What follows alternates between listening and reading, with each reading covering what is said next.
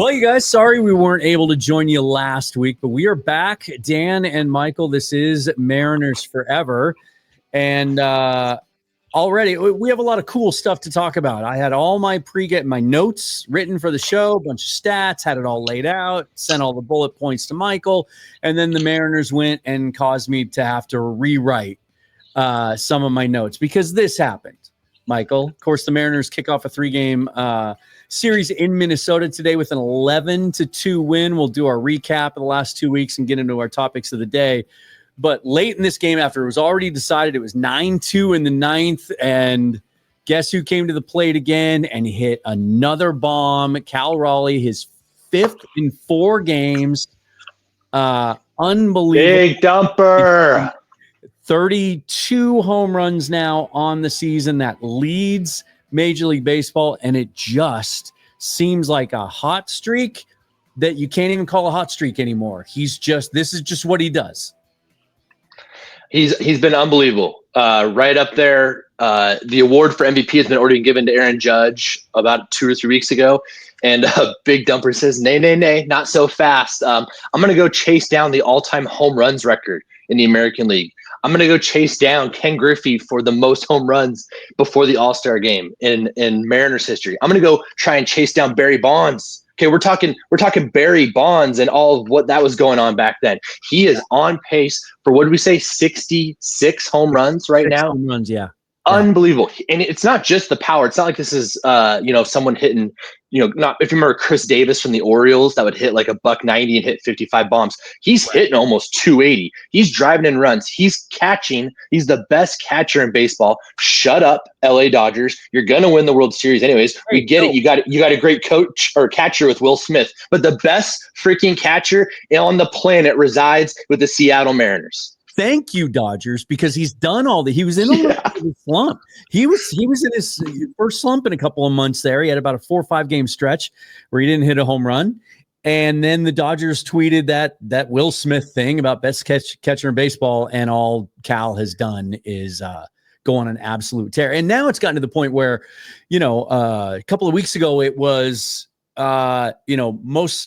he's got a shot at most home runs by a catcher by the All-Star break. Then he broke that. Johnny Bench, most home runs by a catcher. Now it's like you got to remove the by a catcher part. And if he continues this, we're going to have conversations about MVP, right? We're going to have conversations about just one of the best power hitters in baseball. And what I really love, I think one of my favorite things in sports, and I think it's more pronounced in baseball than any other because it's such a hard transition to make. It's so hard. We see so many of these top prospects not be able to make the transition to become the kind of major leaguers that we wanted them to be. But to watch someone just grow and get better every single year, kind of incrementally, like Cal has done over the last 4 seasons, and now it's just like the floodgates have opened, and you have to wonder how much this has to do with the fact that he has security, that the Mariners opened their checkbook, gave him that long-term extension before the season, established him as a foundational player, and gave him that financial stability. He knows where he's going to be. He can relax. Maybe it's coincidence, but either way, it's got to be one of the best contract extensions the Mariners have ever signed a player to. Absolutely. Brock and Salk talked about it this morning. Like, is there anything more rewarding or give you a bigger relief than when you do that financial investment on a player, especially in baseball, right? How many bad How many bad contracts do we see every year? We're all frustrated by the lack of spending. And there's the counter argument is there a reason why a lot of these guys aren't worth the extensions and such. And it's also been tough for us to get people that want to stay in Seattle or that want to come to Seattle. Cal wants to be here. He committed to it. And already in 80 games, almost, he's proven that contract is worth it. It's a bargain. It's a bargain. And we're talking about baseball, right? Stats, numbers. Like, that is what baseball, we all grew up hearing all these numbers and stats and how much they mean to us. I still think that holds true in 2025. And we're talking about our Cal Raleigh is on pace to not break, but clear the all-time American League home run record right now if he can keep this up. It's unbelievable. And yeah, I don't expect him to hit, this home runs in 4 straight games. Was it 5 and 4 or whatever it is? He's on an absolute heater, but 60 Aaron Judge's record, Babe Ruth, Roger Maris. These guys are like within the crosshairs. And this isn't in Yankee Stadium. This is in Seattle, right? This is T-Mobile Park, and he's doing this obviously on the road as well. But like, it's just it might end up being the story of baseball if he keeps this up. It should be, and hopefully, the West Coast, it's always an uphill battle. But if he continues this, and hopefully he goes and has a good showing in the home run contest, that would really help. He's going to be the starting catcher for the American League in the All-Star game. It'd be great if he had a bomb in the game. Like, there's things that could happen. Then he'll have opportunities. But there's work to be done first. He's got 7 more home runs to catch Barry Bonds for most home runs ever before the All-Star game. Crazy. He has 19 games left to do it. The impressive thing to me about it is what a complete hitter he's become. He's doing it in every single – he's hitting every pitch. He's hitting velocity. He's hitting – there's not a place inside the strike zone that you can get him out consistently. He's hitting off-speed stuff and breaking balls. And he's doing it from both sides of the plate. Up until this year, really, we saw signs of it last year. But not too long ago, he was really the power only came from the left side. And now he's just as dangerous from both sides of the plate. And it just makes him an absolute weapon. It's fun to watch. And now we get to talk about how he's not the only one doing it. He's got protection in the lineup. Since we came to you, the last time we did a show, Mariners are 8-7. Okay, they began that stretch terribly. They got swept by the Diamondbacks, right? There was the 8-4 game where Gino Suarez walked it off in the 11th after Dom Canzone had the dramatic home run in his first game back against his former team. Like, we thought that was going to be a turning point. And but since then, things have gone pretty well. They swept the Indians. Good ball club. Took 2 of 3 this weekend from the Cubs, who are 4th in Major League Baseball in wins right now. They have won 7 of their last 10. Unfortunately, they have gained no ground on the Astros, who have also won 7 out of 10. We'll talk about them in just a moment. But something's different, Michael, over that span, averaging 6 runs a game, more than 6 runs a game. And that includes a shutout loss to Boston is in there as well. They averaged 10 runs a game in Chicago. They have rallied now to where they currently sit 12th in all of baseball in runs per game. And the last time we talked 2 weeks ago, we just didn't think they were going to be able to score enough runs to get back into the race. What's happened? Yeah, we talked about this 2 weeks ago. You have your stars. They're going to produce. You're going to need someone else to help out. And not only has that happened, but that has happened in absolute waves. Donovan Solano, welcome back to life. Arguably one of the worst starts in Mariners history. I believe his OPS plus is now nearing league average, which is an absolute testament. Yeah, he's hitting bombs. He's proving to be a nice right-handed bat that this team desperately needs. And then all of a sudden you get Luke Raley back. You call up Dominic Canzone. Dan, you pushed for Dom probably before I remember hearing it from a lot of other people. And since he's come back, he looks like a left-handed Mitch Haniger almost to an extent. He looks different. Yeah, he hit a home run today off an off-speed ball, and the kind of pitch that would eat him up previously. He's walking more. He's only struck out twice since he's been up in the last week. That's a huge sign of him taking a step forward. Sometimes the light just has to go on for these guys and it has to click. And I thought the signs were there in Tacoma because the at-bats were better. He was taking more pitches. He was walking more and striking out a little bit less. The power is undeniable. And when we acquired him from the Diamondbacks, I saw a similar profile to Mitch Haniger, a guy that had done everything he could do in the minor leagues and had destroyed minor league pitching, just hadn't put it all together at the big league level yet. And then it kind of seemed like he was the forgotten guy this year as he just kept raking in Tacoma, and they kept him down there even though the offense was struggling mightily. But then he came up, and in less than a week, he made such an impression that when it came time to make a move to bring Luke Raley off the injured list again, it was Rowdy Tellez that was the odd man out and not Dom Canzone, even though he has options left. It's he's been a huge part of what's happening right now. Yeah, I would love to hear. You're going to get an interview at some point if Dom keeps this up. I'd love to hear from Dan or Justin Hollander or Jerry DePoto on those radio shows.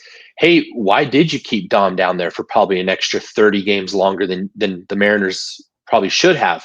What was it that you were waiting to see? Is it defense? Was it seeing pitches? Because like, yeah, when he misses, sometimes it still looks goofy and he runs goofy and it doesn't always look the most coordinated, but like he looks confident. He looks comfortable. I don't think he ever looked comfortable when we first saw him. You could see the potential. I'll never forget that game tying monster home run that he hit against Baltimore. Oh, you're talking about one in Baltimore. Yeah.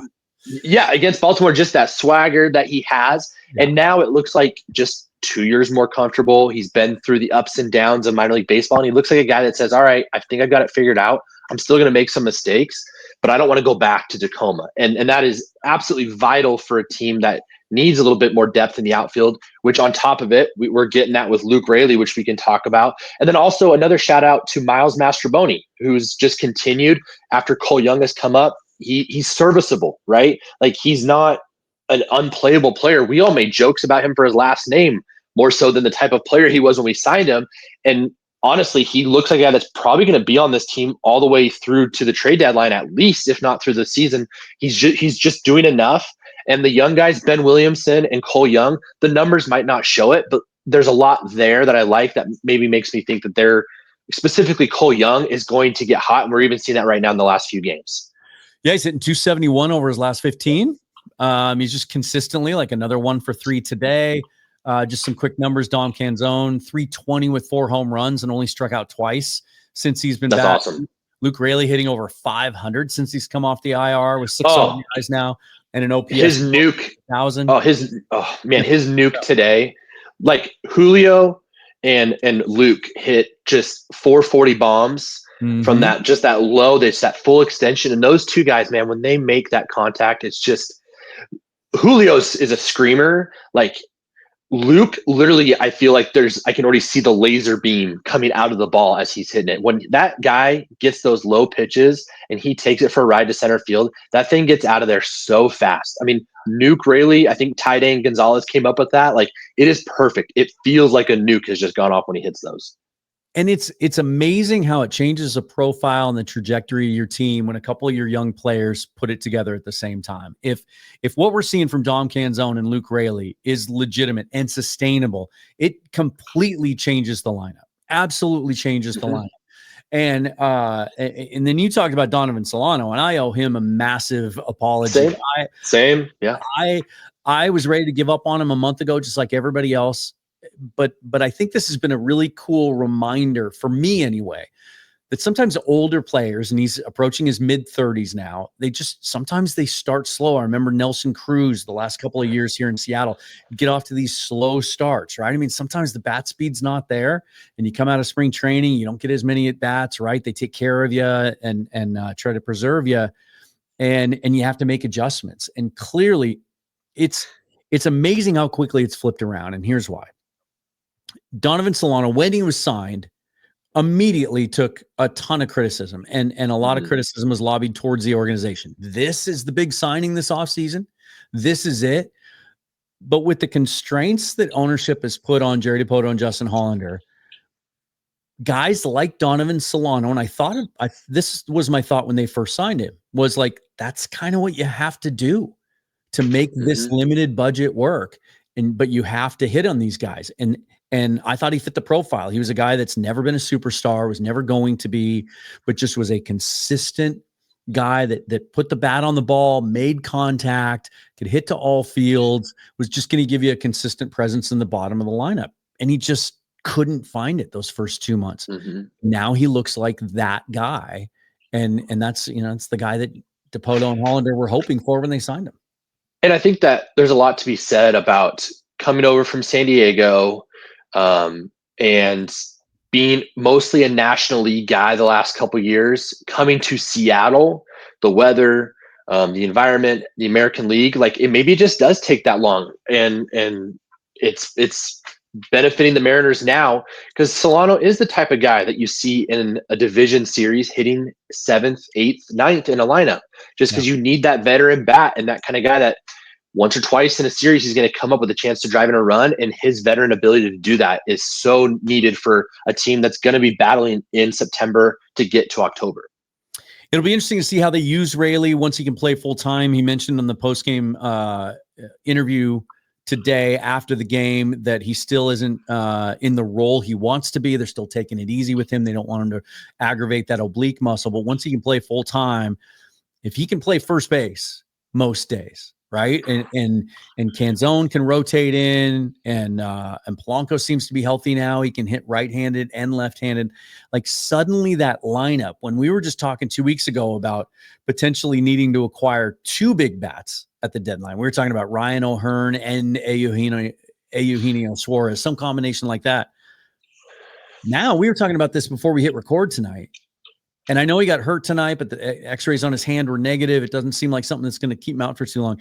But if the Diamondbacks get to a point where they're willing to part with Suarez, and he's a rental, it wouldn't cost a lot, bring him back, plug him in for Williamson at third base, to me, and we'll talk about the pitching in a minute, that might be all you need to do for this lineup. And that's unbelievable that I can even say those words out loud after what we were talking about a couple of weeks ago. Absolutely. And Gino, just along with Cal Raleigh, got voted National League Player of the Week, which is a very bittersweet thing to see on social media when you see your Mariner, Cal Raleigh, and your former Mariner, Gino, that we traded due to financial reasons.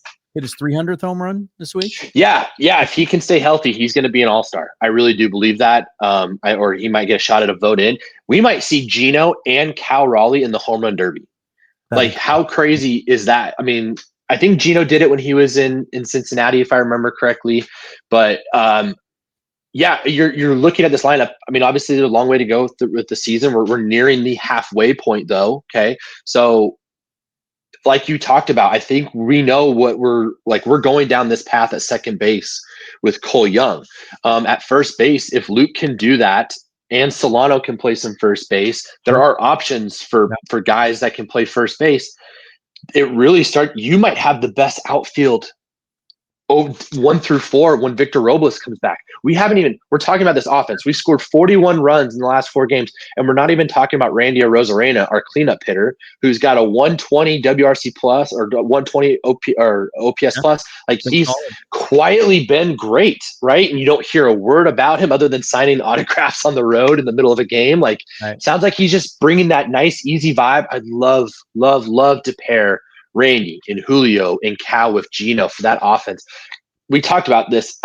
There's a real world if some of this stuff is real. And I think there's a lot of evidence to show you that Dom Canzone is real. And there's a lot of evidence to show that Luke Raley has just been waiting to get healthy for a chance to really show that he's an everyday player. And you do that, you can go get an all-star type of guy on Gino Suarez who's playing for a new contract wherever he goes. Like, that is the type of player I always want to hunt after, is who's that guy on the final year of a deal that we can get without breaking the farm. And especially a guy that's comfortable in Seattle. Like, we're talking about an offense that you said we're 12th in runs. We might mess around with because of Cal, and we still haven't reached our Julio heater yet. Like, it just hasn't happened, the home run heater that always happens every year. We might be looking at a top 10 offense, which is insane. It just would be nice to have last year's pitching be here this year and stuff. But the vibes are definitely high. I'll just throw this out there too. Because Adam Jude reported a couple weeks ago, the Mariners have inquired or have looked into Suarez, or at least talked about him internally. They'd love to have him back. There's no bad blood, none of that. I think there's a situation if he comes in here and has a good second half, that maybe we're the team that signs him to a 1-year deal with an option or a 2-year deal with an option, because there's no help coming at third base. As loaded as the farm is, there's no one that plays the hot corner that really projects as more than a replacement level player, at least not until Colt Emerson's ready, assuming that maybe at some point he moves over to third base. So I'm getting ahead of myself, but a lot of possibilities there. And Jerry said, we missed it during our break, Jerry DePota went on the radio in Seattle, and he did say he thinks it's more likely we're going to be aggressive now than waiting till the deadline. So obviously you start to put the pieces together, what he said, what Adam Jude said, and maybe we've talked about this. Maybe that is a slight overpay. I mean, a guy like Gino Suarez is not going to cost you any of your top 6 or 7 prospects. It's just not. And I'm happy to give up whatever your number 8, 9, 10. I'm happy to have that conversation with Arizona. We have a good relationship with Arizona. They're in a weird spot where, like, they might actually be better than us as a team, but that NL and that NL West, they're in the worst possible place you could be. Whereas in the Mariners, yes, Houston has been on a heater, but the American League is it's so far less than the National League. And the AL West is just begging for someone to kind of make a jump along with Houston. I think Seattle can do that, where maybe giving up your number 8 prospect for Geno is worth it, because it's going to get you to 86 wins, which is going to get you in the playoffs this year. Yeah. Unfortunately, while they've been doing all of that, can't catch the Astros. The Astros have been just as hot as anyone in overtaking the Mariners for the lead in the American League West. It's a 5-game lead now. It was 4.5 after the game today. I'm not sure how their game's going at the moment, but they are tied as we speak for the wild card. The Mariners are, and the Astros are doing all this still without Yordan Alvarez, who had a setback. Was supposed to return a few weeks ago. Had a setback now. It doesn't sound like there's a lot of optimism he's going to be back anytime soon. There's some mystery kind of around his injury, but with what the Astros are doing right now, is it sustainable? Do you think it's legit, or are they just playing out of their minds? I mean, I'd like to say it's not sustainable, but the last decade of history has shown that we may not like their culture, we may not respect them, but they are winners. They have figured this out. They know what it takes to win, which is to take care of your division, which they just did. They didn't screw around with the Halos. They got walked off by the Athletics, but then they took it right back and took a series from them. Things the Mariners have kind of struggled to do, specifically with the Angels. And then they took 3 out of 4 from us, and then they don't lose at home. They take care of business at home. Last time I checked, I believe they're 28-13 at home, or 27-13 at home. Best record in baseball at home, in the American League. I hate to say it, but you might as well just assume they're gonna keep this up. And so your best way of catching them is to keep winning series, not losing a series to the Boston Red Sox after they had lost Rafael Devers. Again, Boston had a lot of momentum, but that was a tough series to lose at home, the way that we did. But again, you got to keep winning these series. And then when you get the Astros, which for some reason every single year it feels like we play the Houston Astros in a big series immediately after the All-Star break. And I believe we're going to Houston for 3 or 4, or for a 3-game series. It might be at home. I'd have to double check, but we're going to play them right afterwards. And who knows? Yeah, Let's say you can. It's right. At home, so there's so much pressure. There's so much pressure after that All-Star break, after Cal Raleigh wins the Home Run Derby and wins All-Star Game MVP and continues this magical season. It's very Mariners, I hate to say this, to come back and get swept at home, and the West is over, and now you're scratching for a playoff berth. However, great opportunity to go at home, win that series, get this to within 2 or 3 games by that time, which is about 22, 23 games from now. No reason you can't go from 5 to 2. And at that point, it's game on, because then it's the trade deadline. You're probably both in the hunt.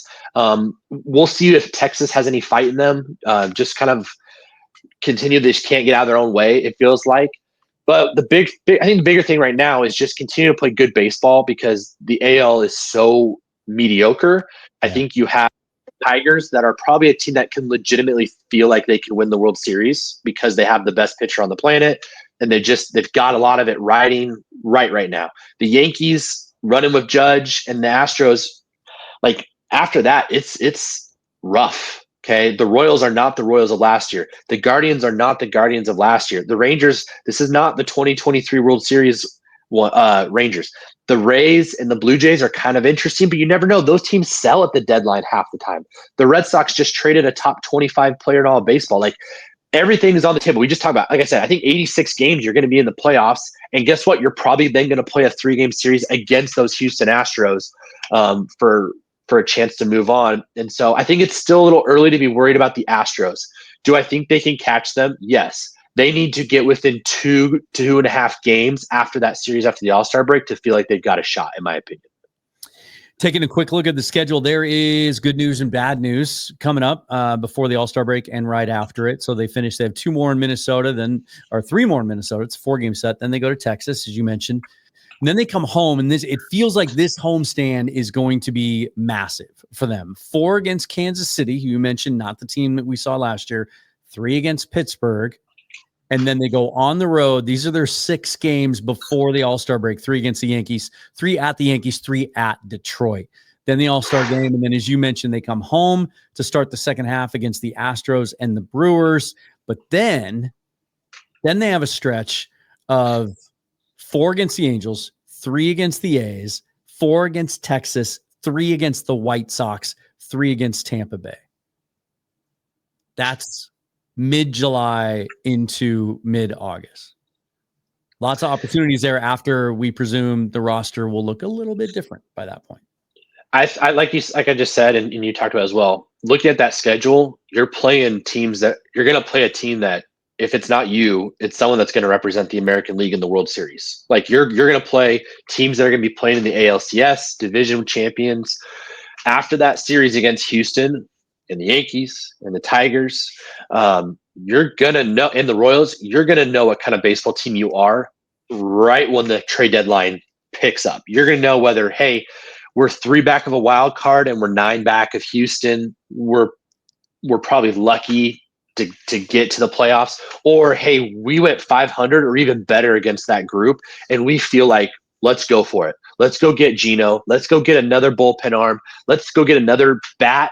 Screw it. Let's go for it because you're tied with the Astros or you're right there. We're going to find out. And that's the best part of it is like, I almost like that we're going to play the hard teams first before we get that nice AL West potential pillow landing, because it leads into the trade deadline to know where you're at instead of, oh, cool, we just went 12-3 against the American League shit, and now we go and we make a few trades, overpay for a couple guys, and then we just go, what you're talking about, 12 or 16 games. What if we go 5-11? It's like, oh, okay. And by mid-August, you're like, yikes, and we traded for these guys. I don't want to get too deep into pitching because we got a lot to talk about today. I wanted the focus to be on the lineup, but it's funny to think that we're having a conversation here about these next 19 games leading into the All-Star break that at the rate they're scoring runs right now, that the performance of the pitching staff might be more imperative to how they do over these next 19 games. Logan Gilbert appears to be healthy. He's not sharp, but the stuff is there. 16 strikeouts in 10 innings. George Kirby gave up some long balls the other day, but we saw the 2 starts before that. Hancock had his typical 1 in every 5 starts that goes sideways. But the bullpen feels like it's coming around a little bit. Bizzardo's been solid. Spire's been solid. Leguimina's had a couple of good outings after it looked like he kind of tripped up. Jackson Kowar, who was sent back down last week, was looking great and will probably be back up sooner rather than later. And even Trent Thornton in mop-up duty after Hancock got blown up. Looked like maybe he found something again, too, and turned in a couple of really good innings. So lot to like as we head into this stretch before the and shout out Brian Wu tonight against Minnesota. Wasn't at his best, but had a lead and he managed it really well. Continues. This guy's going 6 innings every time, and he's putting up. He's not going to make the All-Star team, but like he's putting up really good number 3 type of numbers, and that's what this team really needs right now is just some stability with that bullpen rising. Because, like we talked about, we don't know what we're going to get with Bryce Miller, if we're going to see him again. The bottom could fall out at any moment with an Emerson Hancock, and we're really hoping that Logan and Kirby are fully back and healthy. And I think there's a lot of evidence to show they're just going to get better and better. And so this thing does feel like it's rounding into form. It's just kind of weird that it is the offense right now that we're not even really nervous about because they're dropping a 10 burger on everybody they're facing. Yeah, it'd be nice to see him just get a couple of game lead in that wild card race over the teams behind them, just to kind of take that pressure off a little bit, and then they can just sort of relax and just and play and hopefully pick up some ground on the Astros as well. Absolutely. Some big news today in the minor leagues. Of course, the Mariners, one of the most stacked, if not the most stacked farm system in all of baseball. 9 players on the top 100 list at midseason, but a bunch of promotions. We're not going to list them all, but the main ones is we're seeing a lot of movement in the lower minor leagues, and specifically Lazaro Montes and Michael Arroyo being promoted from high A Everett to double A Arkansas, and well-deserved. They both, it seems pretty clear looking at some of these numbers that the Mariners were waiting for that 300 plate appearance number. And that's when they were going to move these guys up. And both of those players repeated Everett after getting some exposure there last year. But here I've got some. Let's just take a look at what Montez has done. Where are we at? Okay, there we go. Slash line at 268, 387, 572. Remember that because you're going to see some remarkable similarities among these players. 18 home runs, 50 RBIs, 12 doubles, 5 triples. The dude is what, 6'5", 240 pounds. Yeah. 5 triples. Remember that. 48 to 83 walks to strikeouts. Michael Arroyo. Look at his slash line. 269, 422, 512. 15 home runs, 39 RBIs, 14 doubles, 0 triples. Laz Montez has 5 triples, and Michael Arroyo has 0. 39 to 65 walk to K ratio. Both really deserving. Old friend Jason Churchill tweeted out tonight that he thinks Arroyo is completely ready for this promotion. He's a little concerned about Montez, but he makes the point, and I think this is really valid. He's done everything you can do at high A. He's done it over the course of 2 seasons. We've seen the progression. Sometimes you just have to push a guy and see if you can challenge him. Both these players, just 20 years old still. They're going to be some of the youngest players, among the youngest players in AA, playing in a really tough ballpark to hit in against a much higher quality of pitchers. Excited to see how both these guys do. Your thoughts on those promotions? Yeah, it's well deserved. And like you said, after 300 plate appearances, people have been clamoring for Laz. Laz has such a big following. Obviously, the baby Yordan comps. I don't know how many triples Yordan Alvarez has had in his career, and he plays in a weird ballpark anyway. So like, I'm not saying that he's Julio Rodriguez, but again, the athleticism reminds me of, oh, well, Julio can't play center. He's going to be too big, and he's not going to be able to do it. And Julio is one of the 3 best defensive center fielders in all baseball the last couple of years. And Montez isn't going to be that, but if Montez can be a good or even an average corner outfielder, that bat is going to play. There is too much power. And like you said, we saw the 18 home runs, the doubles, even the triples. There's some real speed, athleticism there that in baseball, sometimes it's forgotten, but the value of an athletic player is just so valuable out on the field. You see it. All these World Series teams, they're always athletic. They're always more athletic than the teams that they're beating to get to that spot. And I would love to see Montez get to that point. Nobody ever talks about Michael Arroyo because this farm system has been stacked with shortstop after shortstop after shortstop after infielder, right? And Arroyo always gets forgotten. And all he's done is look at those numbers, man. Look at that OPS. That's unbelievable, right? 15 home runs, 14 doubles. This guy is just absolutely hitting the snot out of the ball. I don't know what his future holds with us. I feel like everyone kind of just assumes he's the star prospect that's not in the next that's going to get traded, right? And it feels like there's a lot of momentum to not trade Montez. And I don't know if that's more of just what you hear on social media or what we're hearing from sources and stuff. Whereas Arroyo, Ty Pete, those guys definitely feel like maybe even a Feldman if you get the right package, to make that kind of deal. But again, those are 3 shortstops that have just been fantastic. And we're not even talking about what Cole Young has done, obviously playing second, and what Cole Emerson's doing, who's probably going to transfer over to third. But it just, man, they keep producing, they keep producing. And for us Mariner fans that have been around for the last 20, 30 years, a lot of these prospects, once they get to Seattle, fall off a cliff. And it's not like Ben Williamson or Cole Young have lit up, but it's really, what we've seen with Cal is what you hope and dream of, right? And we went 20 years where the best thing we had to talk about was Kyle Seager's development, right? And like, no knock on Kyle Seager, but like, where did that leave you, right? Without internal development. If you're going to be a draft, trade, and develop organization, that last part, that development is so important. And to see these guys just kicking the crap out of everyone in A, and now they're in AA. And I really do think, and we've heard this before from Jerry and Justin, once you're in AA, you're a call away. We've seen it a lot on the pitching front. Logan Evans, we've seen it with Brian Wu. We have not seen it too much on the offensive side. But again, you're a call away. You're about to face the best prospects in baseball at AA. That's where they reside. That's where they hone their skills.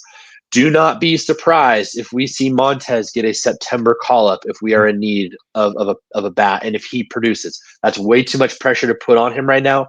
But I'm a big believer in Montez, but it's very interesting to hear what Churchill has to say. Fair about Montez, but excited about Arroyo. Maybe this is one of those things where you just hold on to these guys, right? Yeah, and it's it feels like they found something, like with their Yes. development, right? What they were known for, certainly through the Jack Zarenchik tenure, but even spilling over into the early Jerry DiPoto tenure is just rushing guys, right? We saw Mike Zunino rushed, we saw Dustin Ackley rushed because of need. And Yep. and the most recently is we saw Jared Kelenic rush. Like he needed a lot more at bats down at the minor league level to work through some stuff. It seems like they're much more disciplined now in that we're questioning why aren't they promoting these guys Right. Earlier. And here's the next one. I want your thoughts on this because again, remember those slash lines and those stats that we showed you a little bit ago. And this kid got off to a slower start. He's just 19 in Everett right now, but he has really been hot over the last month. And that's Colt Emerson, who you mentioned already. He's up now on the season. And this is after a really poor start, especially with the power. We talked about it a couple of weeks ago. He was hitting the ball on the ground, not elevating enough, starting to elevate. We've seen 5 home runs in the last couple of weeks. I think since we talked last, 267, 372, 428. Currently 7 home runs now, 34 RBIs, 10 doubles, 4 triples, 38 walks to 50 strikeouts. He's over 300 plate appearances, but this is his first go round in high A. Would you like to see him get pushed to double A at some point, or do you think he might spend the whole year in Everett? No, I definitely think we're going to see him get called up. I think you're going to see another 150 plate appearances, probably, give or take, maybe 100. And if he continues these numbers, he might not even make it to 100. This is another guy that, in my opinion, because of his draft, position and kind of just the investment in him, I think there's a really good chance that he kind of, I don't want to say kind of like Cole, where Cole kind of forced his way. I definitely feel like if Colt puts up these numbers, we'll see him up in the minor. We'll see him in double A in the next 50, 60 days, potentially, if he keeps it up. But again, like what we've heard, the strength is there. You can see the body changing, and now the ball is starting to rise, and you're seeing those numbers. And again, this is a guy, we'll see. This is a great draft coming up, which every time a draft comes up, players slide back down and stuff with their prospect rankings.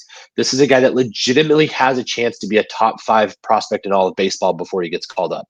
Like, this is a guy that's really sitting in that teens. I've seen as high as the teens, and I see as low as the 30s.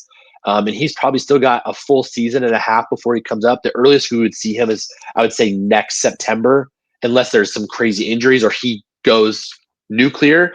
But this is a guy that you're probably going to see in 2027, right around opening day, because it's the kind of prospect that if he has the kind of year, you earn those rewards for calling someone up early and stuff. So will be interesting to see. Again, like you said, it seems like something has clicked down in Everett, and whatever that coaching staff has been doing or that development and training, 3 future Mariner really strong contributors potentially, or valuable trade chips, are developing enough where they're getting to move up before July, which is awesome.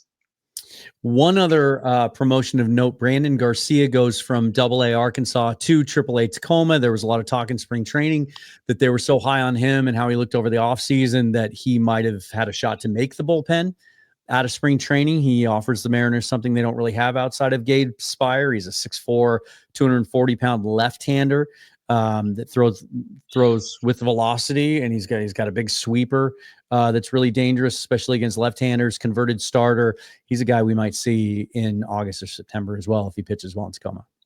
Absolutely. You need that power lefty here in the American League. Everyone talks about Judge and stuff, but there's still a lot of left-handed guys that you're scared of seeing in October if you get to that point. And like we talked about, Yordan Alvarez, I don't know what his situation is going to look like, but you have to think at some point this season, if he's healthy, you're going to have to beat Yordan to win the West, or you're going to have to beat Yordan in a playoff series if you run into those guys, especially if you sneak in as a 6 seed and you play that 3 seed.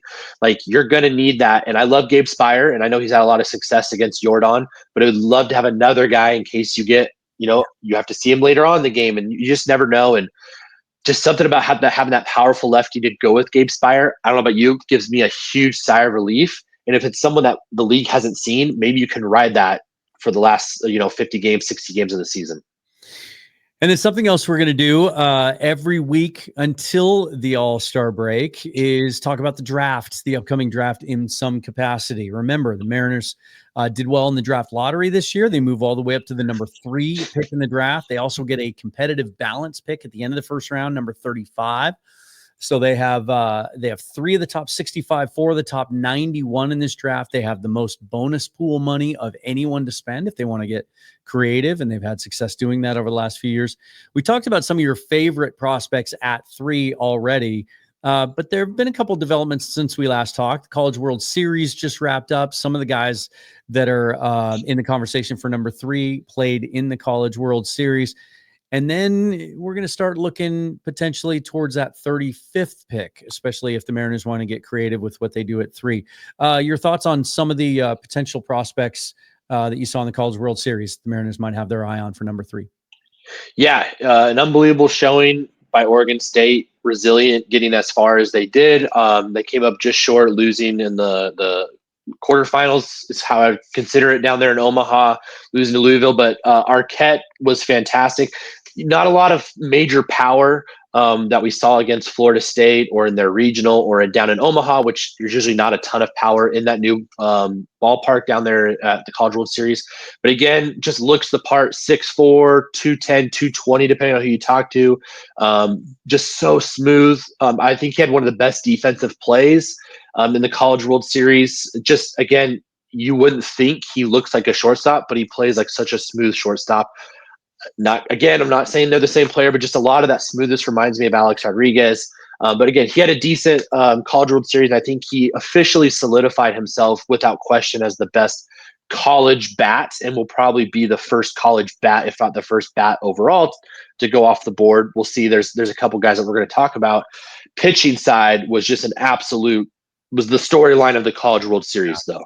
Okay, Cade Anderson is a guy that go ahead. No, I just said, damn it, he was too good in the college. He was. He's not going to.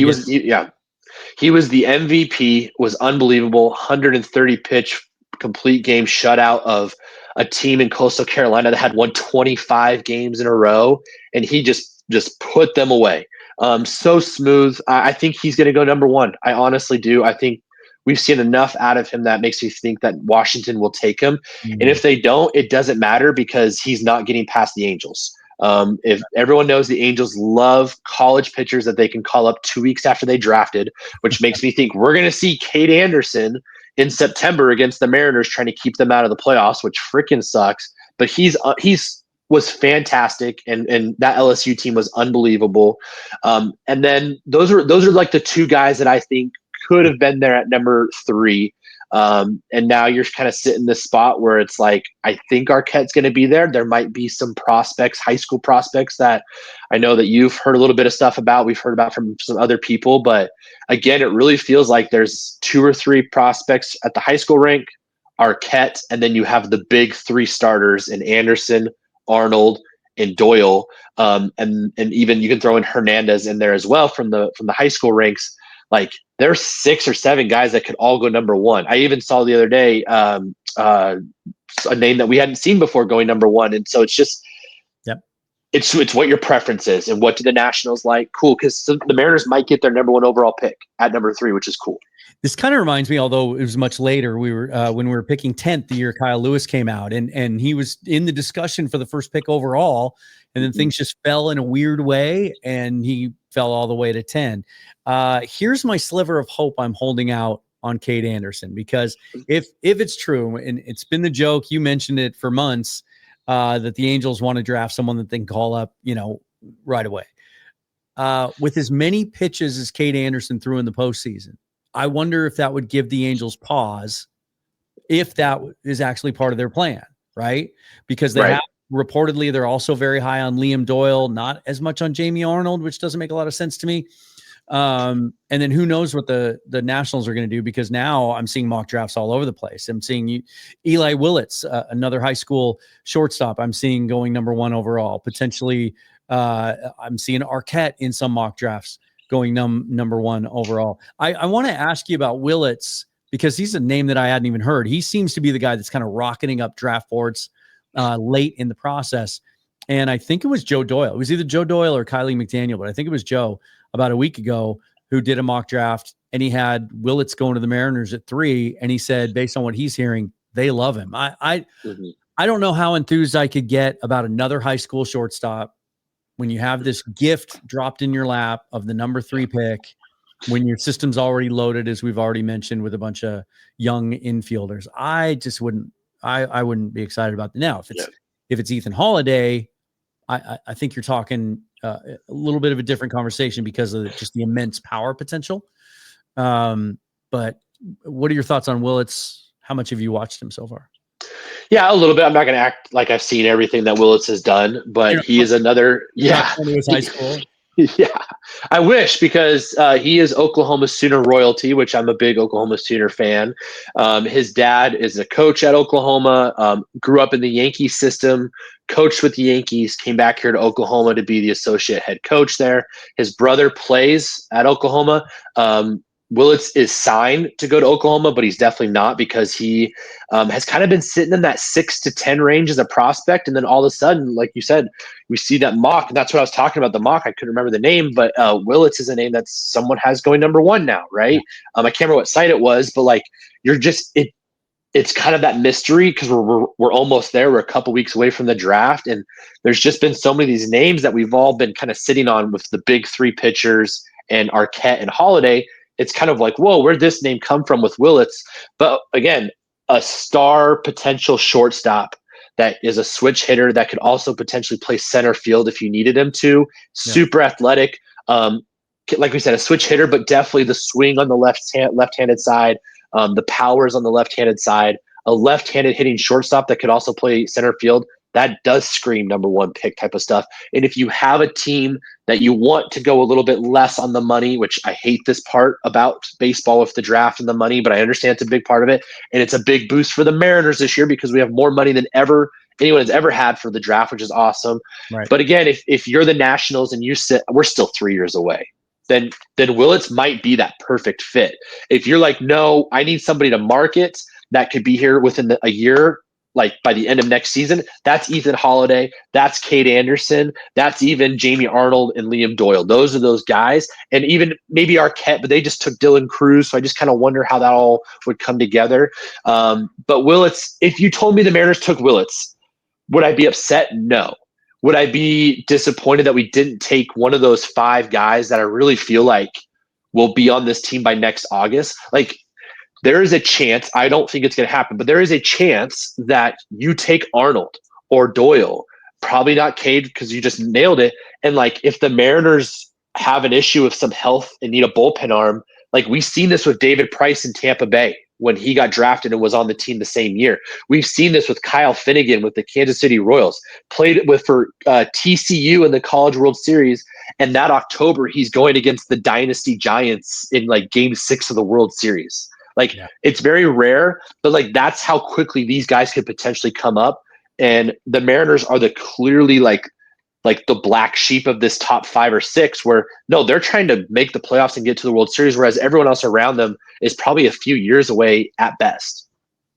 It feels to me, as we sit here today, that it's likely either Arquette or Arnold. Like, and that's where I'm at. I think that's the same thing. Off the board. Yeah. For me personally, those are my top 2 picks. Like I love Ethan Holiday, I love Cade Anderson, I love Liam Doyle. I would not be upset with any of them. I think Holiday would be really cool for just like the marketing and the Holiday thing. But like Arquette is probably on this team by next June or July. Like it's in that Dustin Ackley, which I don't mean to say they're the same player, but like that's how quickly they can move up because they were so accomplished at the college level. And the same thing goes for Arnold. And we talked about the hole at third base in the system. He's a legit third baseman. Yes. It would make a ton of sense. Feels like a perfect fit.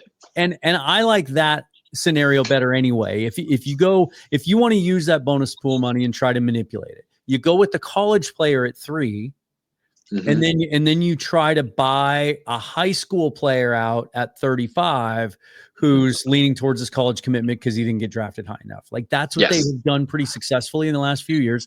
And then you follow that up at like 65 and 91 or whatever, and you sign a couple of seniors to make up for it. Because you're not going to save money at 3, but if you draft one of the college guys, you can get him for 4 slot. So, I mean, that's kind of the way we're leaning. How much have you looked at some of the potential at 35 in some of those scenarios where a guy that maybe, you know, if he's drafted in the mid to low 20s, maybe he wants to go through with his college commitment, right? That's not high enough for him. Are there some guys that really stand out to you that would be fits that you like, that you think would have a chance to get there at 35? Yeah, and I think a lot of us think, well, if you go hitter at 3, you're going pitcher at 35, and maybe that's the case, maybe it's not. But I kind of thought of a few names that I thought might be in that realm, and the first one is kind of probably a pipe dream, but with the MLB draft, you never know. And so I was thinking of, if you went pitcher at 3, what about Xavier Nayans out of Seattle? We've seen him as high as 10, and just like Jace Laviolette at Texas A&M, Laviolette might be there at 20, 21, which he might end up with the Houston Astros, which would freaking suck. Yeah, but like, and again, and Nayans and Laviolette have the same thing. Love the athleticism, love the potential. One has obviously had a full career in college. They both have had a really rough issue of missing hittable pitches. They definitely have some type of hole in their swing. The question is, does a prospect at the high school level like Xavier, can you coach through that? Whereas Laviolette, it's probably costing him a ton of money because he's been through this whole process for multiple years. Like, this was a guy you and I talked about 3 or 4 months ago before college baseball really got going, of like, oh, we draft him at 3. He's going to be on your opening day roster next year. Like, he's ready to go. And obviously I was wrong about that. And a lot of people were wrong about that. And so Xavier Nan is that kind of guy. I don't know if he'll get past 22, 23, 24, but once you get to that range, you never know, because maybe he's waiting for the money that the Mariners are going to give him, because they're going to give him money that's more of in that 22 range or 23 range, because they can't afford to do that. Well, and so that's definitely the pipe dream, is potentially him coming in now. All of a sudden you got a guy that's going to be your franchise third baseman just maybe a year or two later than it would be with Arquette. And there's a scenario, and this stuff does happen, right? Mm-hmm. All the time. If Xavier Nayans wants to stay home, he's born in Mount Vernon. Someone else I know was born in Mount Vernon. Oh yeah, me. And he's committed to Oregon State. He can tell teams if he wants to be a Seattle Mariner if he's, and right now MLB.com has him as their 27th best prospect. So we're talking end of the You're first. Right there. You're right there. And it's because of the swing and miss. At the beginning of this season, first of all, he was listed as a shortstop. Now they're listing him as a third baseman. But he was in the conversation when the Mariners got the 3rd pick in the draft lottery of, hey, they might just take a down kid. He was projected as a top 10, top 5 pick. Hasn't gone the way he wanted it to. 6'4", 210, tons of power, hits from the left-hand side. But he can tell teams, no, I'm not going to sign. I'm going to Corvallis. I'm going to Corvallis. Oh, Mariners? Yeah, let's go. Let's ride. Because when that I remember very clearly a time that happened, and it burned the Mariners, because they were told by John Olerud and his family under no circumstances were they going to sign after his junior year. He was going back to Washington State. Yeah. And so the Mariners did not draft him. They believed him. They took him at his word. And then guess what? Pat Gillick, Toronto Blue Jays, took him in the 3rd round. He had a relationship with his family, convinced him to sign. The rest is history. Now he ended up coming to the Mariners later in his career, but things might have been a little bit different if he had been their pick coming out of Washington State. So that's a really intriguing possibility, and I think a really good example of the kind of thing they might be hoping to do. Another hitter, Ethan Conrad, outfielder, left-handed, can play all the positions, college guy. I think, again, if you go Jamie Arnold or Doyle or Kate Anderson, he's there and you take him. I think that's another outfield guy that you want to add, because you don't know what our outfield, we talked about it looks great right now, but we don't know what the future of that outfield looks like with Victor Robles, with Randy Arozarena, probably not going to be on this team in 2 years after his contract is up. I'd be surprised. And so our prospects, you got Montez, but a lot of our stuff is up the middle. Farmelo's, rapidly rising, but that injury has obviously cost him at least a season before he's going to be in Seattle. And so maybe potentially getting a guy like Ethan Conrad that could be up pretty quickly, smooth left-handed bat, a solid guy. Probably your floor is a decent 4th outfielder, and his ceiling is, a 1 or 2 time All-Star. That's just a good player on your team. If you go hitter, so I'm in the Arquette camp. I think I've been pretty adamant about that. If him or Arnold, if you go Arquette, I think there are 2 pitchers that you can get at 35 that I would lose my mind. I'd be so stoked. And unfortunately, they pitched so freaking good in the College World Series that their rankings have shot up, and now it's going to be interesting to see if we get them. The first guy, the history maker, the no-hitter, 19 strikeouts for Arkansas to get them to the semifinals against LSU, Gage Wood. Guys, go check out his stuff. He was absolutely dominant. Would have had the first perfect game. I'm not sure if it's ever, but one of the first, or perfect games, definitely at the new Omaha field, the Les Schwab Field in Omaha. If he didn't hit a batter in the 8th inning, that's all it was just one mistake from a 19 strikeout perfect game. Still got the no hitter. If it's not for, I hate to blame the guy, but the critical error against LSU, Arkansas might have won the national title. And I feel so bad for him, but it was so clear Arkansas and LSU were the two best teams in Omaha. One of them was going to win the title. Speaking of LSU, they did win the title.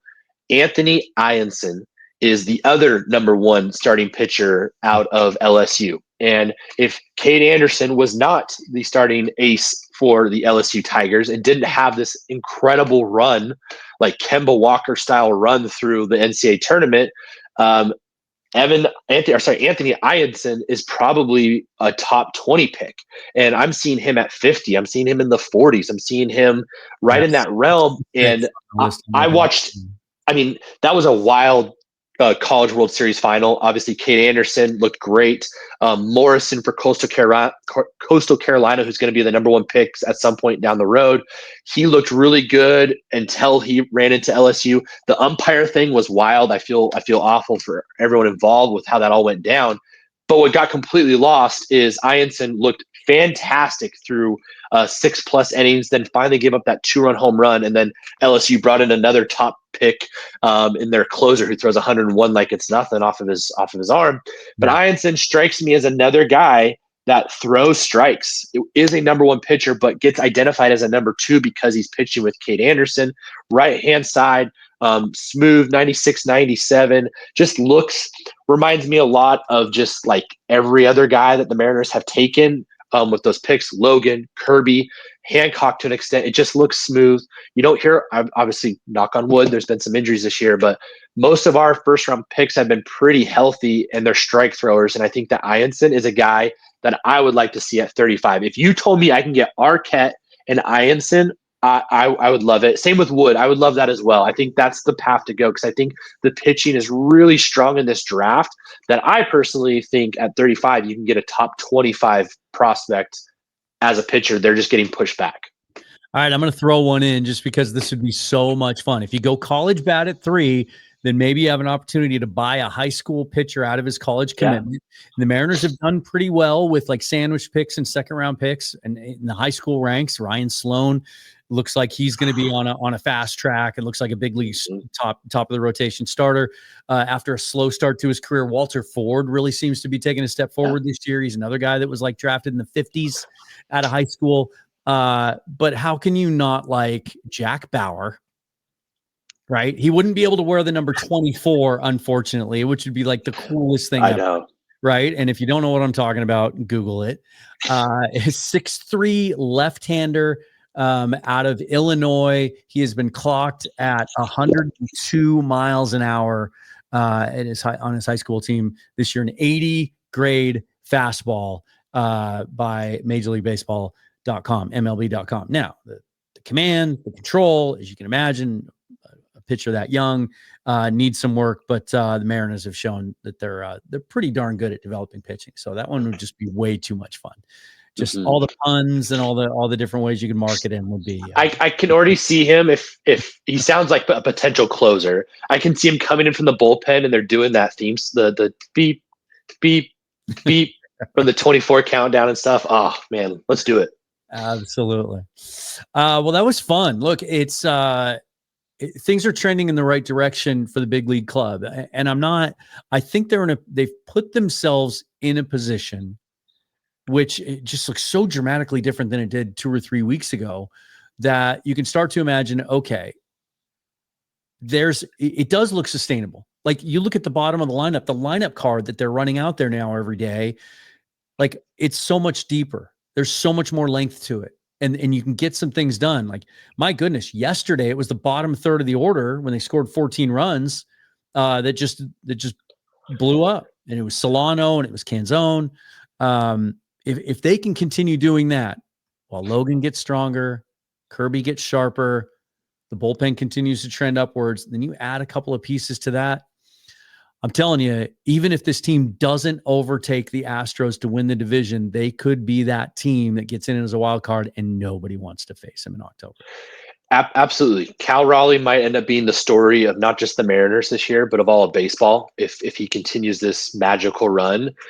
And the bigger storyline for the Mariners' success as a team could be, like you just said, the bottom of the lineup not being a bottomless pit and actually being more than serviceable. That could be the difference in, like you said, us challenging the Astros.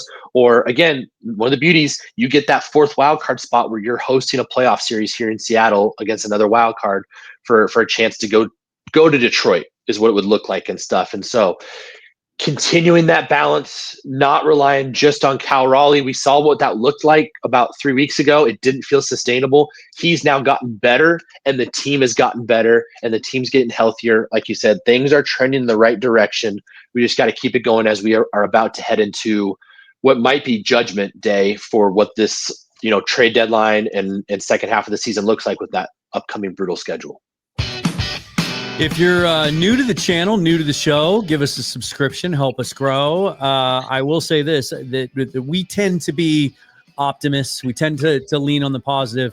It was hard to do the last couple of shows. So it's a lot easier when this team is scoring runs and looking like they're starting to gel as a team. We talked about it before, the Billy Beane theory, right, that we saw in Moneyball, where he divides the season into thirds. First third is evaluation, finding out who you are, then making adjustments during the second third to get to who you want to be, and then hoping that it all gels and you finish strong in the final third. And it feels that way. We were talking about guys losing their jobs 2 weeks ago, and is DePoto and Hollander going to be out, and we're going to need to acquire 3 bats to make this work. It suddenly looks a whole lot different. Be sure to follow the Twitter for us down there as well. Michael and I are both on that, Mariners_4, the number 4 ever. And join us next week, and we'll continue to look ahead to the draft and recap where we think the Mariners are headed. Also, if you're a Seahawk fan, check out Seahawks Forever as well. Give me a subscription over there, and you can find Michael's stuff. He makes regular appearances on the Hawk Zone Rundown with Bryce Coots and Ryan McMillan, and also writes for Field Goals as well. Michael, forever and always, go Mariners. We'll see you next week, buddy. Go Mariners.